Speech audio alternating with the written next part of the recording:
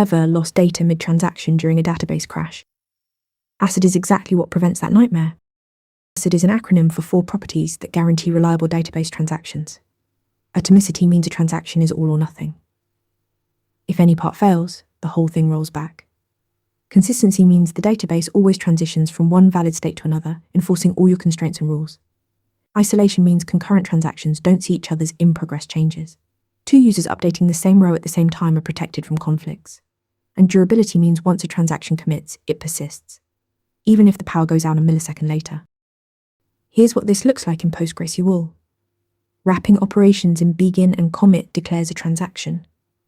Inside, we debit one account and credit another. If the debit succeeds but the credit fails, say the destination account doesn't exist, PostgreSQL rolls back the entire transaction automatically. Neither account is touched. If both succeed and we commit, the changes are permanent. That's all 4 ACID properties working together. Atomic, consistent, isolated from concurrent transactions, and durable once committed. ACID.